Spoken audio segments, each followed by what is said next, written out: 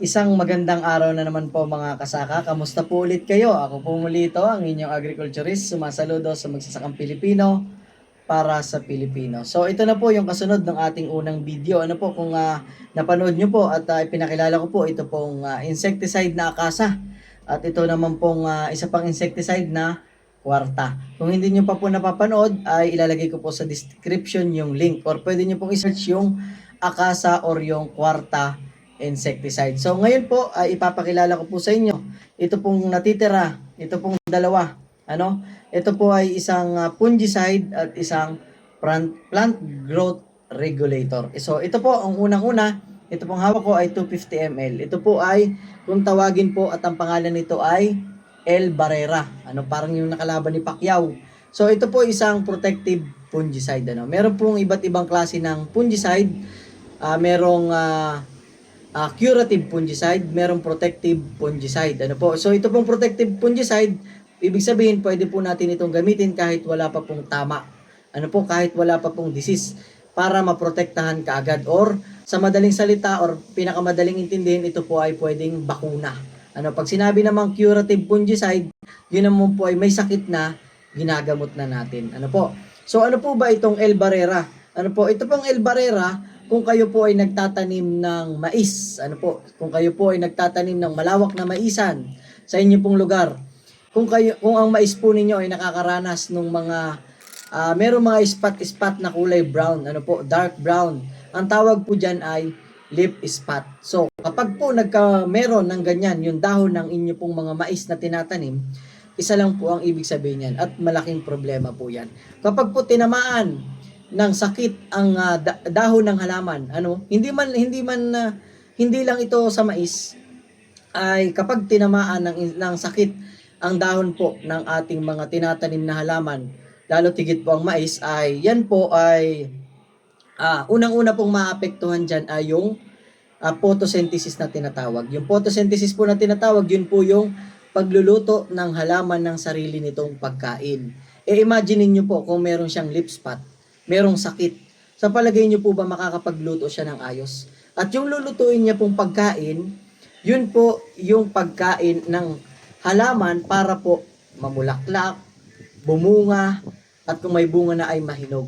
Kaya dapat po yan ay atin pong pigilan. Kaya ito pong El Barrera, yan po ang ginagawa at pinapagaling at pinoprotektahan ano po yung atin pong maisan kapag inatake ng mga leaf spot na tinatawag. At sa mga kasaka po natin na nagtatanim naman ng saging, yung may mga malalawak na plantasyon, ano po, ang tawag naman po dyan, dun sa sakit na dumadapo sa dahon ng saging, yan po ay, kung tawagin ay sigatoka.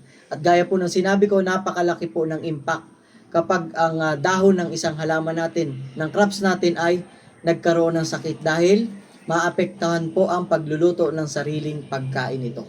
Kaya meron po diyang mga hindi quality yung nagiging bunga. Kasi po merong irregularidad, ano po, hindi maayos ang pagluluto, kulang ang pagkain kasi sira ang dahon at merong sakit. So, ito pong El Barrera ay makakatulong po sa inyo. So, ito pong hawak ko na ito ay 250 ml. Kung tayo po ay nagtatanim ng mais, tatanim tayo ng saging, ito po ay pwede po ninyong gamitin. Ano po? Sa mga sakahan po ninyo para protektahan po ang ating mais, ang ating saging sa sakit na leaf spot at sigatoka. So ito po ay produkto ng Ezertech Corporation. Magtanong lang po kayo sa inyo po mga suking agricultural supply. At baka po itanong nyo kung ano po ang active ingredients nito. Ito po ay pyraclostrobin. Ano po, sa mga nakakaalam at nakagamit, pwede po kayong mag-comment sa ating comment section kung ito po ay nakatulong sa inyo or hindi. So, sunod na ipapakilala ko po sa inyo. Ito naman pong braso. Ano, parang braso ito. Ay, hindi pala, muscle pala to. Para pong braso natin. Ito pong braso ay nanggaling dun sa salitang brasinolide. Ito po kasi ang laman nito ay brasinolide. Sa madaling salita po, ito po ay isang plant growth regulator. At ito po ay ginagamit natin as foliar spray. Ano mo ba ang ginagawa ng plant growth regulator? napakaganda po nito at napakahalaga po nito dahil ito po ay tumutulong para i-enhance yung paglaki simula sa pamumulaklak, pagsusuwi hanggang sa pagbubunga, hanggang sa mahinog kung ano man po yung ating itinatanim. Ito po ay pwede sa lahat. Mapapalay, gulay, mais, tubo, ano pa, yung lahat ng ating mga tinatanim para tayo ay kumita. At ito po ay parang, sa madaling salita po, parang ito ay, dahil po ito ay regulator, from the word regulate, ano, ito po yung nagsasaayos, kumbaga po sa gasol, ano, bakit tayo gumagamit ng regulator?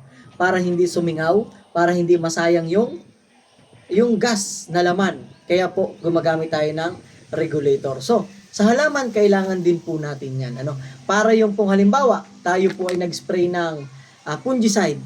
Yung pong fungicide na 'yon, ang magre-regulate po ay itong Brasinolide. Sasabihin niya po doon sa fungicide, doon sa gamot na 'yon na, pumunta ka dito sa lugar na ito kasi merong sakit. Gamutin mo ito. Pumunta ka dito kapag naman po tayo nag-spray or nagsabog ng abono. Meron yung NPK. Ano po ba ang ginagawa ng nitrogen? Sa dahon, tumutulong. Yung phosphorus, tumutulong sa pagpapaugat.